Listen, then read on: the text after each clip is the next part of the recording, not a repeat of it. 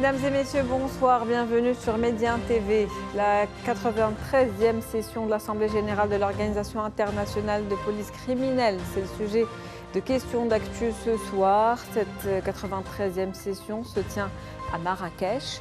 Le choix du Maroc pour accueillir cet événement majeur dans le paysage sécuritaire global témoigne de la crédibilité et de l'image forte dont jouit le royaume sur la scène régionale mais aussi internationale. C'est avant tout une reconnaissance de la fiabilité et de l'expertise avérée des institutions sécuritaires marocaines. Depuis plusieurs années, le Maroc s'est affirmé comme un acteur incontournable du dispositif sécuritaire mondial, notamment grâce à son engagement constant et à son savoir-faire dans la lutte contre le terrorisme et le crime organisé transfrontalier. Ses infrastructures modernes et son expertise en font l'un des partenaires stratégiques les plus fiables. Cette Assemblée générale est également l'occasion de dévoiler une nouvelle feuille de route quinquennale ambitieuse, axée sur la modernisation, la digitalisation et le renforcement de la coopération entre les États. 93e session de l'Assemblée générale de l'Organisation internationale de police criminelle. Quels enjeux? On en parle dans Question d'actu ce soir avec vous d'abord à ma droite, Monsieur Hassan Saoud. Vous êtes expert en sécurité et stratégie. C'est un plaisir de vous avoir avec nous ce soir. Le plaisir est partagé, madame. Mes remerciements. Merci d'avoir accepté cette invitation. Avec moi également à ma gauche, Monsieur Sharqawi Roudani, vous êtes expert en géostratégie et sécurité. C'est un plaisir de vous recevoir. Tout le plaisir est pour moi et merci beaucoup pour l'invitation. Merci de l'avoir accepté. Puis avec nous depuis Paris, Monsieur Abdelrahman Mkawi, vous êtes spécialiste des questions stratégiques et militaires. Bonsoir à vous. Bonsoir Myriam, bonsoir à mes amis sur le plateau et bonsoir à tous vos téléspectateurs de Midi 1. Merci de nous avoir honorés également de votre présence en distanciel. Alors je commence avec vous à ma droite, Monsieur Saoud. Donc Marrakech, c'est à Marrakech que cet événement important aujourd'hui dans le paysage, je vous le disais, stratégique et justement sécuritaire a lieu. Pourquoi le choix du Maroc? Qu'est-ce que ça révèle? D'abord, madame, de quoi parle-t-on? On parle d'un grand événement, d'une organisation qui regroupe 196 membres. C'est la deuxième organisation après la FIFA et devant l'ONU. Ceci est important. Pourquoi le Maroc? Vous l'avez dit, je pense que la position géostratégique du Maroc est idéale, trait d'union, Afrique, Europe, Atlantique, monde arabe.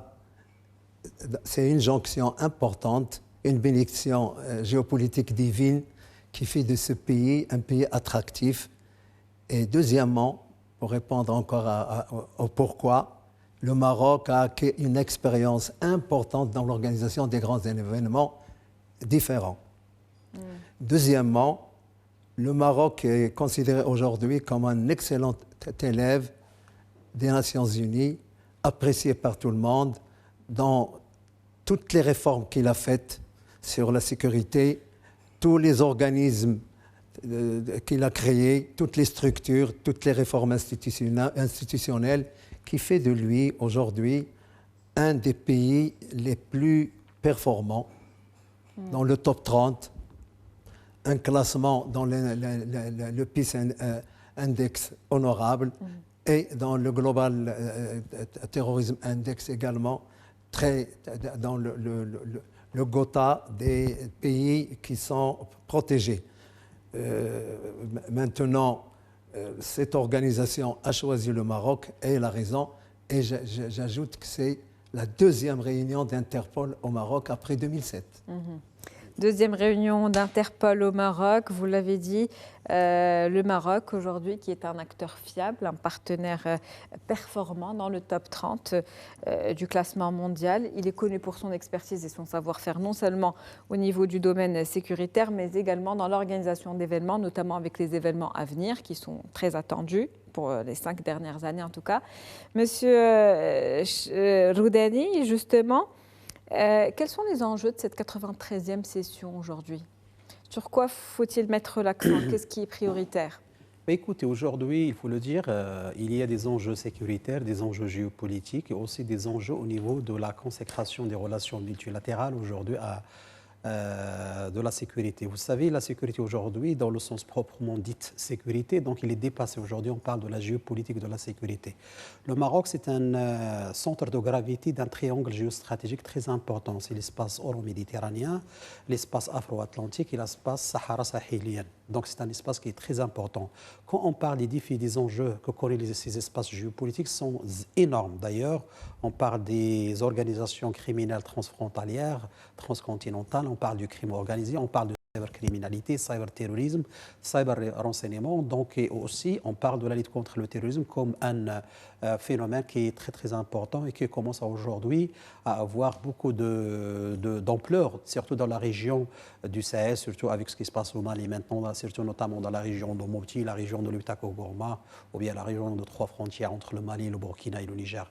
Et de fait, aujourd'hui au Maroc, avec cet esprit de cette doctrine qui est le continuum entre la défense et la sécurité, il a établi une doctrine sécuritaire qui puise dans la stabilité institutionnelle du Maroc et aussi dans l'ancrage d'un renseignement centrique basé sur une architecture sécuritaire très très importante qui englobe plusieurs structures. Et de fait, aujourd'hui, pour l'Interpol, le Maroc, c'est un pays, c'est pas un membre concerné de ces transformations, ces mutations sécuritaires, mais c'est un producteur de sécurité, étant donné aujourd'hui comment il est en train d'analyser, comment il est en train d'anticiper. Parce qu'aujourd'hui, il faut le dire, madame, avec courage, qu'il y a certains États qui arrivent juste de diagnostiquer. Le Maroc propose des solutions. Des solutions viables, fiables, des solutions très importantes avec une vision stratégique globale. D'ailleurs, quand on parle par exemple de la cybercriminalité, le Maroc c'était parmi les premiers pays signataires de la résolution onusienne sur la lutte contre de la cybercriminalité. Quand on parle par exemple de la cyberdéfense, par exemple, le Maroc c'est le vice-président de cette comité qui est de cybercriminalité. Le Maroc c'est le vice-président de l'Interpol, région Afrique. Et de fait, effectivement, aujourd'hui, cette incertitude sécuritaire qui pèse dans le continent africain interroge aujourd'hui la communauté internationale, interroge aujourd'hui les partenaires stratégiques du Maroc. Donc, abriter cet événement de dimension stratégique à Marrakech, au Maroc, c'est un témoignage, c'est la consécration d'une vision de Sa Majesté le roi Mohamed VI, que Dieu le glorifie, qui veut que le Maroc arrive de jouer un rôle très très important, notamment dans les relations sud-sud, parce que ce sont les relations qui sont moteurs de ce qu'on appelle dans la sécurité, ce qu'on appelle la souveraineté fonctionnelle, parce qu'échanger des renseignements, échanger aussi des informations très importantes et aussi l'art opératif, opérationnel de renseignement avec les partenaires, il faut cocher certaines des cases dans la grille. Et le Maroc, lorsqu'on voit un petit peu le tableau, on voit que c'est un pays qui arrive aujourd'hui d'être un pivot de la sécurité, pourvoyeur de la sécurité à l'échelle internationale et particulièrement à l'échelle continentale. Un témoignage de confiance, vous l'avez dit, le Maroc est aujourd'hui producteur de sécurité qui joue un rôle pivot. Monsieur Mekaoui, justement en termes de géopolitique, pour aller dans la continuité de ce que vous disiez, Monsieur Roudani, donc en termes de géopolitique, quelles sont les implications de cette assemblée justement générale d'Interpol tenue au Maroc ? Premièrement, merci pour les deux interventions qui étaient complètes. J'ajoute aussi un élément important un peu dans le décor de l'Assemblée générale d'Interpol à Marrakech, c'est le duo Émirats Arabes Unis et Maroc au niveau de l'Afrique. Le général Ahmed Raisi, le président d'Interpol, qui a présenté un bilan très très positif sur le travail d'Interpol pendant les 4 dernières années, soit au niveau des contributeurs, l'augmentation du nombre de contributeurs, le nombre des notices rouges diffusées à l'échelon planétaire, le nombre d'informations échangées. Donc, le général Ahmed Raisi vraiment a présenté un bilan positif de l'Interpol et surtout au niveau de l'Afrique où il a trouvé un adjoint, un vice-président très actif, très dynamique, dans la personne de Mohamed Tressi. Les deux hommes ont diffusé, ont vraiment aidé Interpol à se métamorphoser, à changer de look et de changer de dynamique concernant la lutte contre la criminalité transnationale, le terrorisme, surtout qu'on assiste actuellement, et c'est un affront jeté à Interpol, que quelques organisations terroristes qui sont mêlées aussi au crime organisé ont réussi à se former sous forme de petites armées bien armées, dotées d'armements sophistiqués et qui peuvent menacer la sécurité et la stabilité des États, notamment du Sahel. On a vu l'étranglement de la ville de Bamako, l'offensive menée aussi par un autre groupe terroriste contre le Niger, Niamey, et les attaques contre le Burkina Faso. Donc, l'Interpol est affronté à ce genre de transformation de quelques groupes terroristes, soit Daesh, soit Al-Qaïda, soit Jnim, en véritable petite armée qui menace la stabilité et la sécurité de l'Afrique. Donc le bilan de 4 années précédentes était positif et je pense que le duo Émirat-Maroc ont tracé aussi une autre vision stratégique pour l'Interpol, c'est la formation, et j'insiste sur la question de la formation, la création d'un centre mondial de la lutte contre la cybercriminalité à Ifrane. On va en parler tout à l'heure, Monsieur Mkawi, on va en parler tout à l'heure de ce volet qui est important. La formation des cadres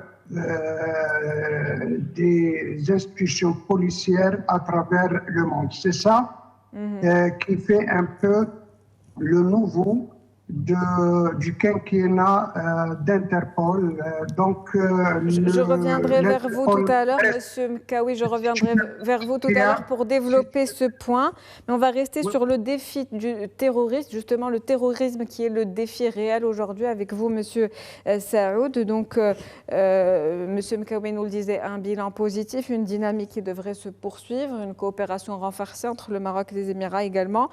Le terrorisme qui est un défi majeur, comment aujourd'hui Interpol adapte-t-elle ses stratégies face aux nouveaux réseaux terroristes justement transfrontaliers et à cette nouvelle forme de terrorisme qui est en train de... Ces nouvelles formes plutôt, je devrais dire au pluriel, qui sont en train d'émerger et effectivement, quel rôle joue aujourd'hui le Maroc dans cette lutte et comment accompagne-t-il justement Interpol pour venir à bout de cette menace mondiale ?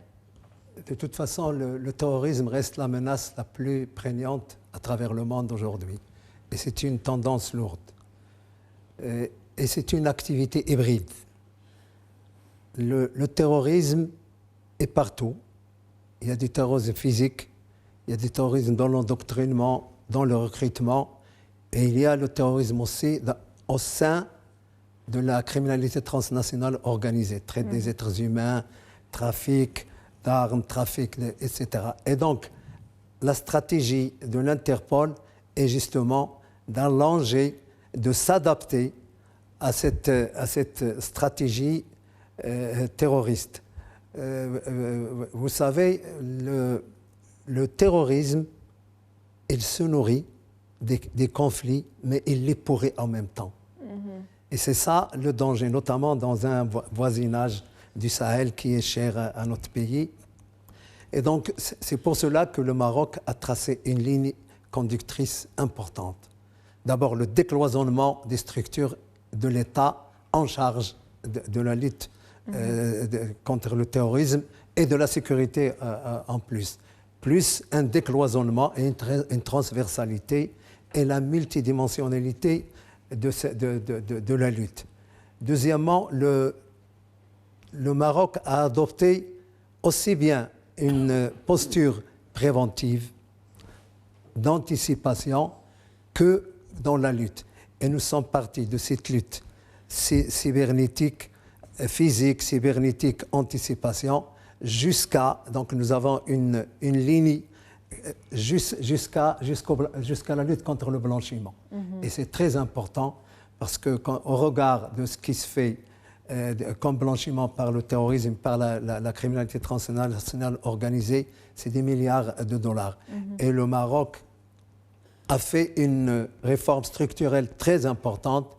C'est l'unité de traitement des renseignements financiers qui est devenue autorité des renseignements, nationale des renseignements financiers, en élargissant ses attributions contre aussi bien la lutte contre le terrorisme que le blanchiment, avec des résultats importants qui ont fait que le Maroc, il y a 2 ans, a quitté la zone grise du groupe d'action financière et est devenu un pays qui n'est plus sous surveillance serrée. Et donc, nous avons là des réformes structurelles, institutionnelles, religieuses et une diplomatie religieuse importante qui fait que, à l'endroit de nos partenaires africains, le Maroc forme des oulémas. Nous avons une institution royale ici, l'institution Mohamed VI pour les oulémas d'Afrique. Et donc, c'est tout un package qui a cette vision multidimensionnelle et multisectorielle qui fait que nous sommes aujourd'hui un exemple qui est abouti, exportable. Et je pense que beaucoup de nos partenaires africains s'en sont inspirés compte tenu des résultats probants que le Maroc a eu dans la lutte contre le terrorisme et qui est quand même parmi les pays aujourd'hui considérés comme protégés contre le terrorisme. Vous l'avez dit, une lutte multidimensionnelle, une anticipation de la menace. Aujourd'hui, le Maroc, une stratégie marocaine qui est aboutie et qui est un exemple à suivre. Et aussi, vous l'avez dit, une stratégie exportable. Vous avez aussi mentionné la diplomatie. Je vais rebondir là-dessus avec vous, Monsieur Roudani. Justement, Interpol est aussi un espace diplomatique. Comment se construit aujourd'hui le pacte de confiance entre les États membres qui est essentiel à leur efficacité, et comment se place bien évidemment le Maroc dans ce paysage? Écoutez, la première chose, il faut dire qu'aujourd'hui, lorsqu'on diagnostique un petit peu, on essaie un petit peu de voir la position ou bien la situation du Maroc au sein de cette organisation multilatérale au niveau sécuritaire. Le Maroc aujourd'hui, c'est un acteur opérationnel. C'est un pays qui est capable donc de produire, comme on vient de dire, des solutions qui sont très importantes à l'échelle de la sécurité, à l'échelle aussi de renseignement. Et aujourd'hui, il faut le dire que par exemple, quand on parle de la diplomatie sécuritaire, lorsque le Maroc arrive de démanteler plusieurs cellules terroristes à l'échelle internationale, en France, en Espagne, aux États-Unis aussi, il ne faut pas oublier, par exemple, la cellule de Col James Bridges, qui a été démantelée par le travail des services de renseignement marocains, aussi dans le Grand Bassam au Côte d'Ivoire, devant l'indifférence de la communauté internationale à un certain temps de la situation sahélo-saharienne et aussi dans l'Afrique de l'Ouest, le Maroc s'est mis donc de travailler sur une architecture de défense et de sécurité en matière de formation de renseignement, en formation de la sécurité, en abritant le bureau onusien de la lutte contre le terrorisme. Le Maroc, c'est le coprésident avec les États-Unis et le Niger, aussi l'Italie de Gros Focus Africa de la lutte contre Daesh. Aujourd'hui, le Maroc, il a été le coprésident du Forum international de la lutte contre le terrorisme. Il abrite l'Observatoire donc africain sur la question de l'immigration. Le Maroc dispose aujourd'hui aussi même des outils, des approches très très importants sur ce qu'on appelle l'algorithme I-24/7, qui est pour échanger, pour actualiser les informations et alimenter des polices nationales extérieures, des partenaires stratégiques avec des informations hautement stratégiques pour démanteler ou bien pour essayer de faire stopper ou bien de faire guetter tous les éléments qui sont capables de guetter la stabilité et la sécurité nationale des États qui sont membres de l'OTAN.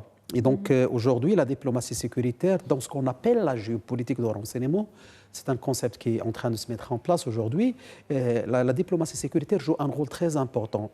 Quand vous arrivez à la sécurité, Il faut dire, par exemple, lorsque vous travaillez avec les États-Unis, lorsque, par exemple, on parle des accords de Five Eyes, des partenariats de renseignement de National Security Agency au niveau des États-Unis, avec le programme PRISM, avec des programmations qui sont hautement intelligentes. Donc, pour arriver d'avoir donc, cette main sur une métadonnée et d'analyser et de décrypter et de chercher, donc ça, ce qu'on appelle le cycle de renseignement, le Maroc a pu développer un nouveau cycle de renseignement, c'est-à-dire comment transformer l'information et pour qu'il puisse devenir un renseignement. Donc, et de fait, aujourd'hui, quand vous parlez de la diplomatie sécuritaire, c'est un niveau très important à l'échelle de la diplomatie globale.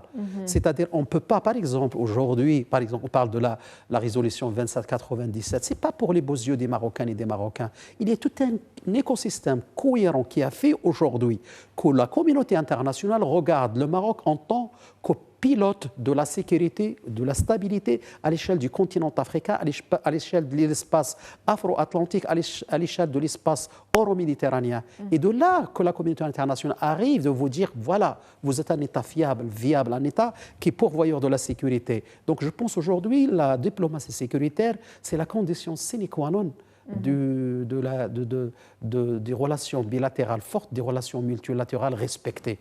Et quand vous parlez, par exemple, lorsque nous avions discuté dans les années 90, ce qu'on appelle l'accord d'association avancé avec l'Union européenne, il y avait la diplomatie sécuritaire qui s'est imposée comme un paramètre, un enjeu et un levier de puissance du Maroc dans ses tractations avec l'Union européenne, comme avec l'Espagne, comme avec la France, comme avec l'Union africaine. Et d'ailleurs, dans la diplomatie sécuritaire, lorsque vous voyez maintenant l'architecture de sécurité et de défense de l'Union africaine, on voit les propositions du Maroc en matière de coopération sécuritaire, échange de renseignements, échange et coopération au niveau des données, des métadonnées, donc de la lutte contre le terrorisme, le crime organisé, le trafic de drogue, tout ça. Parce qu'aujourd'hui, il faut le dire qu'il y a une connivence logique entre le terrorisme et les organisations transcontinentales et transfrontalières. Par exemple, quand vous parlez des forces non étatiques qui sèment le chaos dans le continent africain, on trouve toujours qu'ils ont des relations avec des groupes terroristes, avec des organisations criminelles, avec des organisations transfrontalières. Et de fait, aujourd'hui, la diplomatie sécuritaire, c'est le levier de la puissance au XXIe siècle. Le levier de la puissance au XXIe siècle, une phrase forte aujourd'hui. Monsieur Mekawi, justement, pour rester sur le crime organisé et le trafic transcontinental, dont vous parliez tout de suite, à l'instant, Monsieur Roudani, les escroqueries aujourd'hui explosent. Monsieur Mekawi, quels mécanismes sécuritaires deviennent indispensables justement pour pouvoir les contrer ? Oui, avant de répondre à cette question pertinente, Mariam, laissez-moi continuer un peu sur la lancée de M. Roudani. Interpol, comme je la connais à Lyon, il est basé à Lyon, est heurté à un grand problème au niveau européen et au niveau international, c'est le narcoterrorisme. Le narcoterrorisme, actuellement, le président américain a essayé de démanteler toutes les cellules de la mafia mexicaine, la mafia colombienne et vénézuélienne qui commercialisent leurs drogues fortes à travers le golfe de Guinée et à travers le Sahel. Et il constitue un défi pour les nations européennes, pas plus loin de la ville de Lyon, où il y a le siège d'Interpol. Le commerce du narcoterrorisme est devenu vraiment une grande menace pour la sécurité et la stabilité de la France elle-même et l'Europe tout entière. L'Europol échange avec Interpol sur ce dossier et le président Macron qui a provoqué plusieurs réunions de sécurité pour justement déclarer la guerre au narcoterrorisme. Ce narcoterrorisme, actuellement, il y a des États qui sont impliqués dans ce phénomène. Je ne parle pas de l'implication d'une organisation humanitaire au Maghreb, dans le commerce de la drogue dans ce pays. L'axe Oro-Marseille est connu dans le narcoterrorisme. Donc, Interpol demeure toujours une organisation qui doit démanteler plusieurs mafias qui s'activent au niveau de l'Amérique latine en connexion avec ces cellules en Afrique et en Europe, et cela constitue une véritable menace pour cette organisation qui a, comme j'ai bien mentionné tout à l'heure, un bilan très positif. Son quinquennat et les prometteurs dans le domaine de la lutte contre toutes les autres formes de crimes. Et je tombe sur les crimes économiques, le blanchiment d'argent, la cybercriminalité, le cyberterrorisme. Donc, il y a aussi Interpol, il a un département spécialisé dans la lutte contre les groupes terroristes qui se spécialisent dans le ramassage des déchets atomiques dans le grand désert du Sahara et dans les coins où la France avait fait des essais nucléaires, biologiques, bactériologiques. Donc c'est un grand défi pour Interpol concernant la lutte contre les groupes terroristes qui s'intéressent aux armes de destruction massive. Justement, donc, monsieur...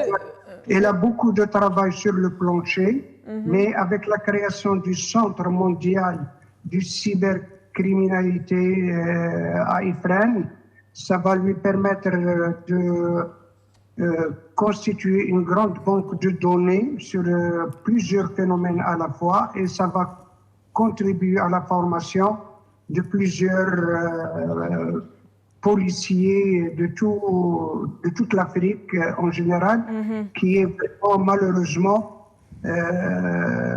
menacée par la corruption, par la fragilité du système politique sécuritaire dans ces pays. Oui, Monsieur Mekawi, effectivement, ce centre qui devrait se situer en principe à Tanger, effectivement, vous l'avez dit, la cybercriminalité et le cyberterrorisme aujourd'hui sont devenus une menace prioritaire. Quelles en sont les formes, Monsieur Saoud, justement les différentes formes dangereuses qui sont les plus dangereuses, et puis avec l'intelligence artificielle, le cloud et les data et donc toutes ces nouvelles technologies, comment ces technologies transforment aujourd'hui l'action policière? Comment s'adapte-t-elle à ces nouvelles formes de menaces? De toute façon, il y a une réalité, c'est que la criminalité transnationale organisée et la criminalité en général est toujours en avance sur les États et sur les institutions qui la combattent. Le mérite qu'on pourrait avoir, c'est d'appréhender le mode opératoire dans un temps donné, et ça se fait fort heureusement, mais la réalité est là. Ces formes, et évidemment, notamment l'approche terroriste, c'est d'abord dans le cyberendoctrinement, le cyberrecrutement, et puis les cyberordres pour effectuer un acte terroriste, tout ça sur la toile. Une menace immatérielle, d'une certaine manière. Oui, mais c'est... Et tout aussi dangereuse. Évidemment, mais l'endoctrinement, c'est la période la plus... C'est l'étape la plus importante.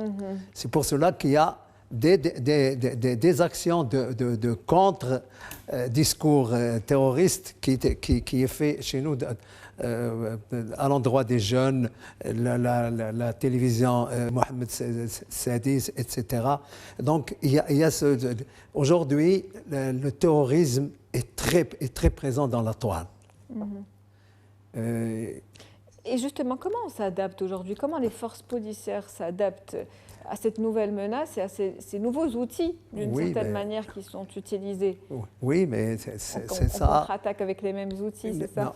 Voilà, on a des outils performants dans l'anticipation, dans la traçabilité et dans le suivi des actions cyber sur la toile. Et c'est pour cela que vous avez des démantèlements préventifs au Maroc et ailleurs, mais le Maroc excelle quand même dans cette anticipation, notamment sur le cyber. Mais l'avantage du Maroc, c'est qu'il n'a jamais séparé le monde physique du monde numérique. C'est cet alliage dans la stratégie marocaine de lutte antiterroriste entre le physique et le numérique qui fait sa réussite. On n'a jamais, on a évidemment tiré la leçon de l'échec des États-Unis pendant le septembre 2001 où on s'est attelé tout simplement sur le numérique et on a oublié qu'il y a le terrain qui doit compter. Et là le Maroc, il allie les deux et c'est ce continuum qui fait sa réussite dans les démantèlements.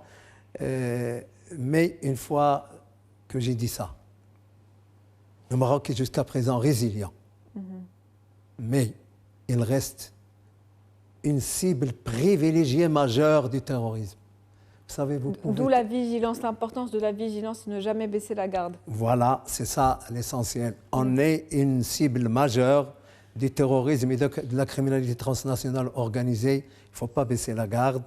Dieu merci. Mais il faut se dire qu'on est visé. Et si vous touchez le Maroc, ce n'est pas n'importe quelle cible. Le rayonnement ou la propagande sera beaucoup plus amplifiée que dans un autre pays. Et c'est ça l'essentiel. Il faut maintenir la pression sur le terrorisme et sur la criminalité transnationale organisée parce que nous sommes dans le même domaine, comme vous l'avez dit, et que les collègues l'ont expliqué. Un dernier mot aussi par rapport aux structures dont ont parlé les camarades. Nous sommes coprésidents de ce qui s'appelle l'accord de La Haye concernant les foreign fighters, les combattants étrangers. Et le Maroc... Il fait partie du Forum international, du Forum international de La Haye, qui est très important. Et le centre également dont a parlé Simkawi, de la cybersécurité, il est africain et il est important. Et tout à l'heure, j'ai eu un contact avec le responsable de la plateforme des Nations Unies sur la lutte contre le terrorisme. Ils ont formé, depuis sa création au Maroc, des centaines de cadres supérieurs et d'officiers africains. Ouais, et là, c'est un grand mérite. Effectivement, un grand mérite, comme vous le dites, Monsieur Roudani. Quelle analyse faites-vous aujourd'hui de l'influence croissante du Maroc au sein de ces instances dont on parle depuis tout à l'heure, dirigeantes d'Interpol, mais aussi des autres instances internationales? Et qu'est-ce qui fait aujourd'hui que le Maroc est un véritable hub sécuritaire reliant, vous le disiez très bien tout à l'heure dans vos propos, l'Europe, l'Afrique, le monde arabe? Finalement, il a une influence sur le monde entier. Oui, tout à fait, parce que, par exemple, quand vous parlez du Maroc, par exemple, la police nationale marocaine au sein de l'Interpol, il joue un rôle très important dans plusieurs opérations multinationales. Récemment, il y avait l'opération Lipton 7. Il a participé à toutes les opérations Lipton, mais récemment, il y avait l'opération Lipton 7. Il a regroupé 27 pays, donc c'est une opération qui a été menée conjointement par tous les États, 27 États, pour essayer de démonter tout un réseau multinational, un réseau transfrontalier et transcontinental, un réseau qui est très important dans plusieurs pays, même la Turquie, la Tunisie, la Libye, l'Espagne, la France, le Portugal. Donc, ça démontre aujourd'hui la place du Maroc au sein de cette organisation. Il y a aussi l'opération Chacal 3 où il participe le Maroc à l'échelle du continent africain récemment, par exemple. Il y avait vraiment des réseaux mafieux d'escroquerie, ce qu'on appelle l'escroquerie dans la toile. Et le Maroc, il participe d'une manière très opérationnelle au niveau de l'alimentation, au niveau des opérations. N'oublions pas aujourd'hui que nos opérations clés aux États-Unis, ce n'est pas un secret d'ailleurs, hein, il faut le dire, l'une des opérations clés aux États-Unis qui a fait du Maroc un pays avec qui on doit compter. C'est ça là, le message de Washington, c'est l'opération de Khalid el-Kuwaiti. Khalid el-Kuwaiti, c'est une opération qui a été faite au Maroc au niveau de ce qu'on appelle le HUM INT et le SIG INT. Il a joué un rôle très important pour le démantèlement de tout un réseau international terroriste. Donc, et je pense aujourd'hui, quand vous parlez d'un hub, écoutez, le Maroc, géographiquement parlant, c'est un pays, il a une profondeur stratégique dans l'Afrique de l'Ouest, l'Afrique subsaharienne du Sahel, un pays qui dans la géopolitique de la Méditerranée, donc il y a ce qu'on appelle la question de l'immigration clandestine, la question aussi de trafic illicite, la question libyenne, on sait qui impacte aussi l'environnement géopolitique et sécuritaire dans la région et la sous-région. C'est un pays afro-atlantique, surtout avec les deux initiatives de Sa Majesté le roi Mohamed VI, que Dieu le glorifie. On parle de désenclavement du pays du Sahel à travers un corridor stratégique et géoéconomique. On parle de l'inscription des pays afro-atlantiques dans la géoéconomie de l'Atlantique. Mais quand vous parlez de ça, il y a ce qu'on appelle aussi la dimension sécuritaire qui va avec. Vous parlez par exemple de pipeline entre le Nigeria passant par 14 pays au Maroc, arrivant au Maroc. Ça, c'est le développement. Mais il faut écouter, le développement, c'est la première condition de la sécurité, madame. Et le Maroc, il est fort dans ce sens. C'est pourquoi je pense que le Maroc aujourd'hui, pour la communauté internationale, et d'ailleurs, on l'a vu récemment, par exemple, lors des visites qui ont été menées par des grands responsables. On parle de la plateforme de Marrakech, par exemple, qui regroupe plusieurs responsables des services de renseignement et responsables gouvernementaux du continent africain, qui devient aujourd'hui cette plateforme, une plateforme de conception, de perception, de stratégie commune, de coopération et aussi d'élaboration des stratégies multidimensionnelles concernant la paix et la sécurité dans le continent africain. Donc, de fait, aujourd'hui, le Maroc, hub, effectivement, hub, c'est parce que c'est un acteur de stabilité, un acteur opérationnel qui est capable de faire face aux défis, aux enjeux des États partenaires. Et le Maroc, il a cette doctrine, il a ce sentiment et aussi cette conviction intime. Et ça, c'est le politico-stratégique du Maroc, la vision politico-stratégique. C'est que la sécurité nationale marocaine, en arabe, on parle avec force, la sécurité nationale marocaine dépend de la sécurité nationale du continent africain et des pays de la profondeur stratégique du Maroc. Et ça passe par quoi? Comme il disait Mike Pompeo lorsqu'il était en visite au Maroc, lorsqu'il était ministre des Affaires étrangères, il a dit que la sécurité nationale marocaine dépend de la sécurité nationale américaine, comme la sécurité nationale américaine dépend de la sécurité nationale marocaine, parce que jouer un rôle très important dans la lutte contre le terrorisme, dans le trafic illicite, dans la lutte contre les crimes organisés, dans la cybercriminalité, cyberterrorisme, cyberdéfense, ça c'est une manière de voir et de concevoir une interopérabilité au niveau des architectures, de tous les protocoles de renseignement. Et le Maroc, il a cette force. D'où l'importance d'abord de cette réponse globale et puis de ce co-développement qui doit se faire entre le Nord et le Sud. Monsieur Mekawi, l'Afrique joue aujourd'hui un rôle important aussi dans Interpol. Comment analysez-vous cette montée en influence, notamment à travers des figures comme Mohamed Trissi?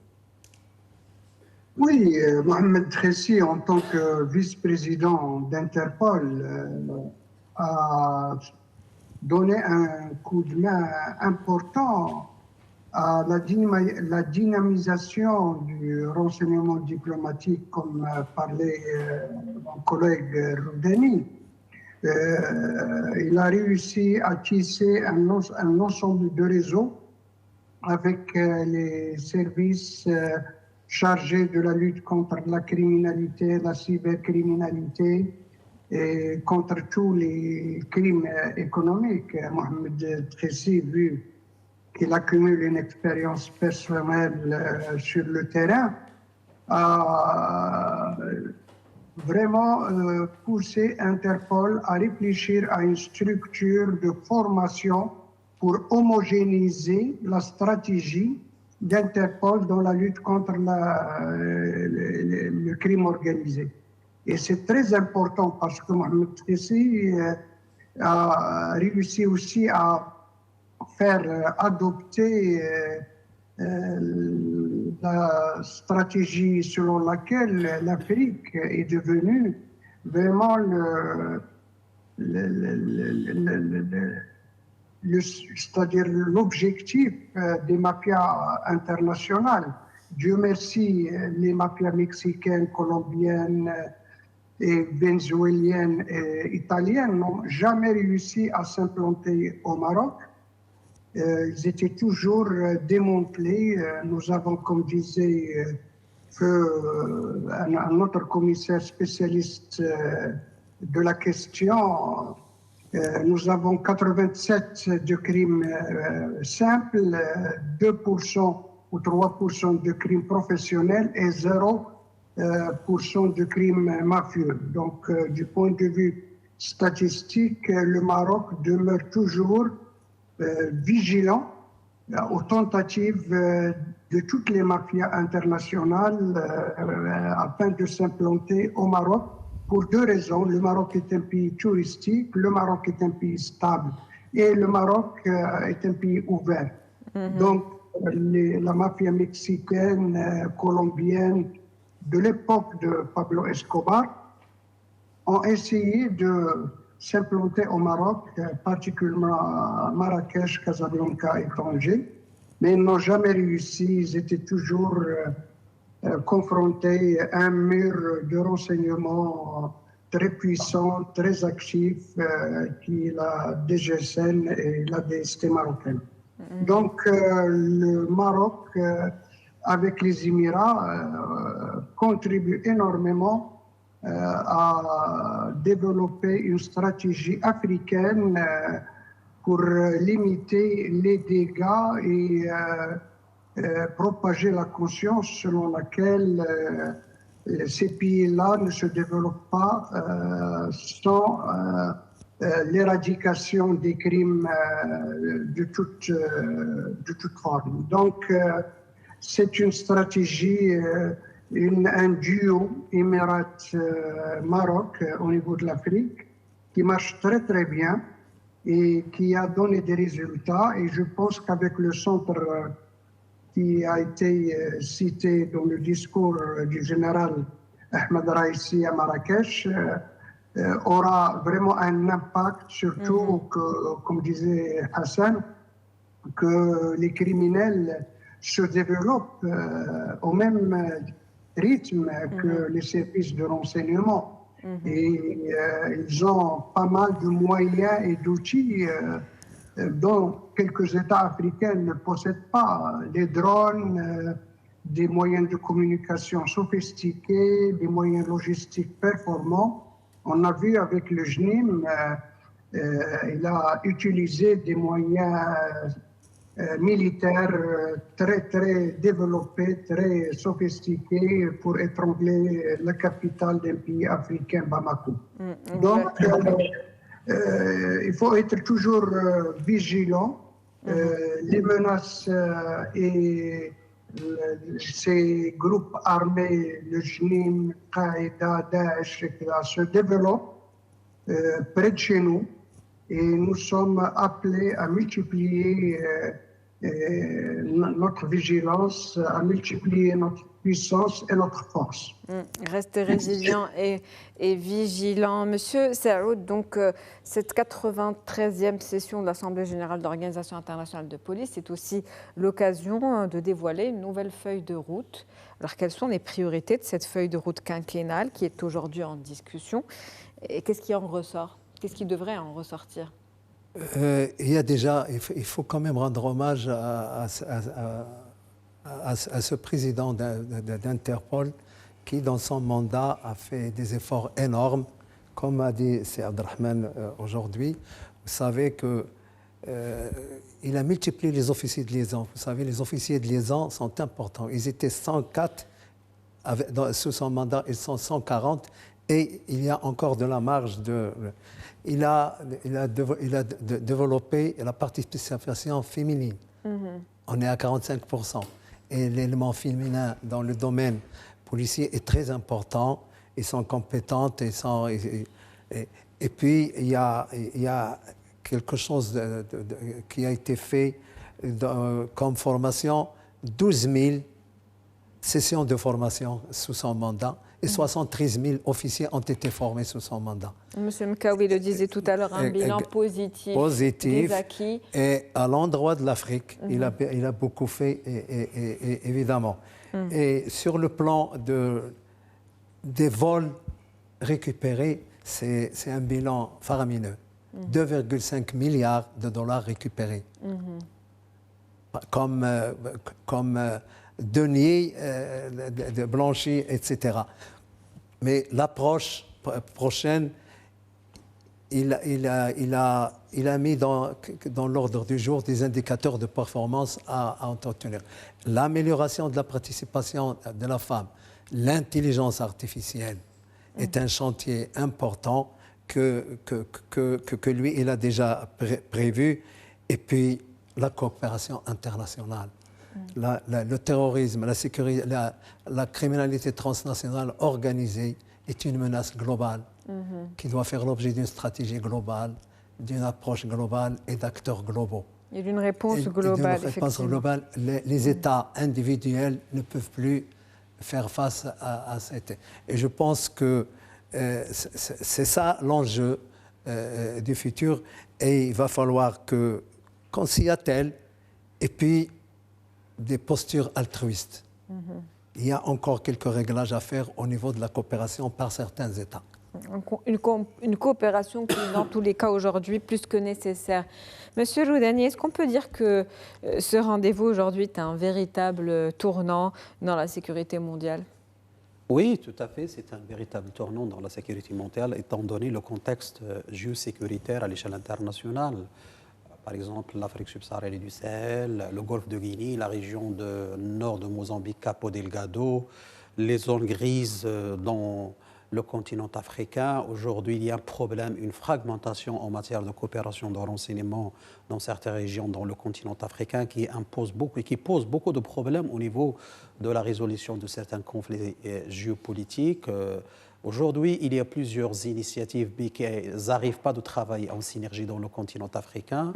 Il y a certaines régions qui sont vraiment au point mort de la coopération sécuritaire, à l'image du relation maroco-algérienne. Par exemple, c'est un problème qui s'impose au niveau de la situation globale géopolitique de la région. Il y a plusieurs forces chaotiques non étatiques qui prolifèrent dans le continent africain, à peu près 19 mouvements chaotiques non étatiques. Et de fait, aujourd'hui, cet événement arrive à un moment où il y a aussi des facteurs endogènes et des facteurs exogènes qui sont prémonitoires de l'évolution ou de l'émergence d'un nouveau terrorisme génération 2.0. Parce que lorsque vous voyez par exemple